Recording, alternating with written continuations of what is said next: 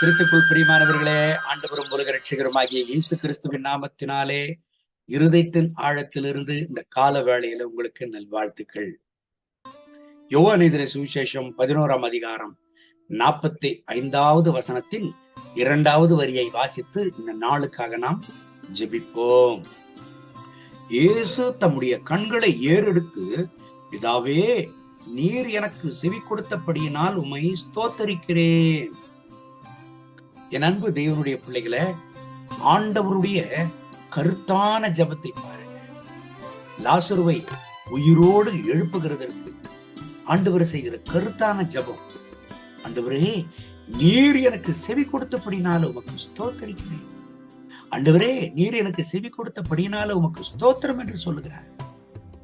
இந்த ஜெபத்தை கூட அவர் சுற்றிலும் இருக்கிறவர்கள் கண்டு விசுவாசிக்கும்படியாகத்தான் அதை செய்கிறார். இல்லை என்றால் நேரடியாக ஆண்டவராக இயேசு கிறிஸ்து லாசருவை எழுப்பியிருப்பார். ஆண்டவராக இயேசு கிறிஸ்து ஜெபம் செய்கிறார். பிதாவே, நீர் எனக்கு செவி கொடுக்கிறபடினால் உம்மை ஸ்தோத்தரிக்கிறேன். ஜெபம் என்றால் என்னங்க? ஆண்டவருக்கும் நமக்கும் இருக்கிறதான உறவு.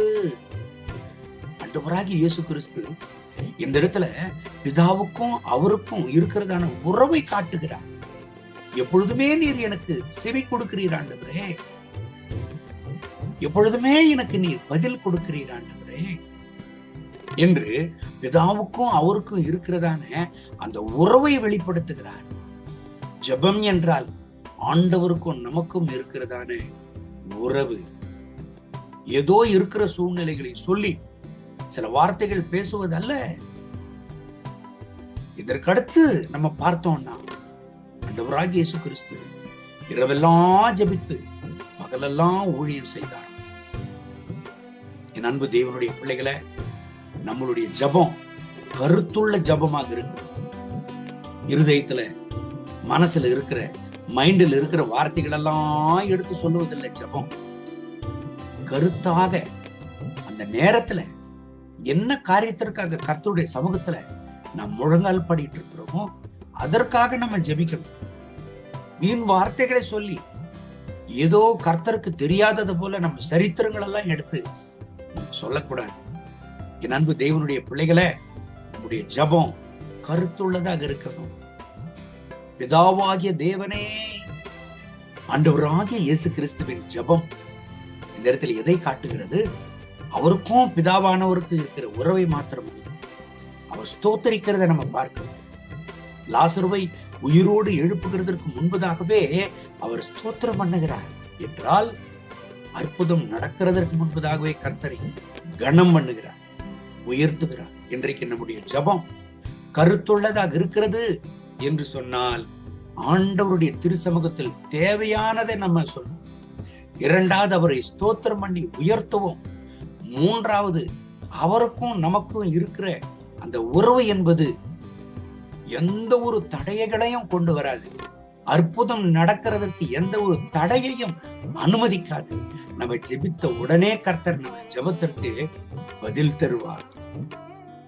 என் அன்பு தேவனுடைய பிள்ளைகளை, இன்றைக்கு நாம் செய்கிற காரியம் என்ன? ஜனவரியிலிருந்து டிசம்பர் வரைக்கும் ஒரே ஜெபத்தை செஞ்சுட்டு இருக்கோம். ஒரு மாற்றமும் இருக்காது நம்ம ஜெபத்துல. சரித்திரங்களை எடுத்து சொல்லுவோம். கடந்த காலத்துல நடந்தது, நடந்து கொண்டிருக்கிற அநேக கதைகளை சொல்லி கடைசியில நம்ம கூட ஜெபம் பண்றதுக்குன்னு ஒரு ஆளும் வரமாட்டாங்க. அந்த மாதிரி ஜெபம் பண்ணிட்டு இருந்த யாரு கூட வந்து ஜெபம் பண்ணுவாங்க? மணிக்கணக்கா ஜெபிக்கிறது தவறு இல்லை, மணிக்கணக்கா ஜெபிக்கணும். ஆண்டவருடைய திருப்பாதத்துல அடிமையும் நான் மணிக்கணக்கா ஜெபிக்கிறேன். இரவு நேரங்கள்ல அதிகபட்சமாக கர்த்தருடைய திருச்சமூகத்துல ஜெபிக்கிறேன். உபவாசம் எடுக்கிற பொழுது மணிக்கணக்கா ஜெபிக்கிறேன். ஆனால் அடுத்தவர்களுக்கும் கூட்டங்களிலும் ஜனங்களுக்காக ஜெபிக்கிற பொழுது குறிப்பிட்ட நேரத்தை எடுத்துக்கொண்டு ஜெபத்தை முடிக்க வேண்டிய நேரத்துல முடிச்சிருவேன். காரணம், ஆண்டவராகிய இயேசு கிறிஸ்துவினுடைய ஜெபம் அதைத்தான் நமக்கு சொல்லி கொடுக்கிறது. கருத்துள்ள ஜெபம் இன்றைக்கு நம்முடைய வாழ்க்கையில தேவை. ஜெபம் என்பது ஏதோ ஒரு நேரத்துல நம்ம ஜெபிக்கிறது இல்ல, நம்முடைய வாழ்க்கையே ஒரு ஜெபமாக இருக்கணும். என் அன்பு தேவனுடைய பிள்ளைகளை, ஆண்டவருடைய திருச்சமூகத்தில் கருத்தாக ஜெபிப்போம், பதிலை பெற்றுக் கொள்வோம், கர்த்தருக்காக சாட்சியாக நிற்போம். ஆண்டவராகிய இயேசு கிறிஸ்து ஏறெடுத்த இந்த ஜெபத்திற்கு பதில் கிடைத்தது. லாசரு உயிரோடு எழுந்தார். எல்லா ஜனங்களும் ஆச்சரியப்பட்டார்கள். நீங்க ஜெபித்துக் கொண்டிருக்கிறீங்களா? என்ன காரியத்திற்காக ஜெபித்துக் கொண்டிருக்கிறீங்க? கட்டாயம் கர்த்தர் உங்களுக்கு பதில் தருவார். கட்டாயம் உங்களுக்கு ஆண்டவர் உங்கள் ஜெபத்திற்கு உத்தரவை கொடுப்பார். எல்லா ஜனங்களுக்கு முன்பதாக உங்களை சாட்சியாக ஆண்டவர் நிறுத்துவார். கர்த்தர் இந்த வசனங்களின்படி கர்த்தர் உங்களை ஆசீர்வதித்து பலப்படுத்தி உங்க ஜெப வாழ்க்கையை ஆசீர்வதித்து உங்க ஜெபங்களுக்கு பதில் கொடுத்து இந்த நாள் முழுவதும் நடத்துவாராக. கண்களை மூடி ஜெபிப்போமா? அன்பின் ஆண்டவரே, இந்த கால வேளையில என்னோடு கூட சேர்ந்து ஜெபித்துக் கொண்டிருக்கிற என் அன்பு சகோதர சகோதரிகளுக்காக ஜெபிக்கிறேன். இவர்களை ஆசீர்வதிங்க. என் தகப்பனே, இவங்க ஜெப வாழ்க்கை, இவங்க ஆவிக்குரிய வாழ்க்கையை ஆசீர்வதிங்க. அனுதினமும் உம்மிடத்துல இன்னும் நெருங்கிட்டே இருப்பார்களாக. இன்னும் உமக்காக சாட்சியாக நிற்பார்களாக. இவங்க என்னென்ன காரியங்களுக்காக எல்லாம் ஜெபித்துக் கொண்டிருக்கிறார்களோ இவர்களுக்கு ஒரு பதிலை தாரும்.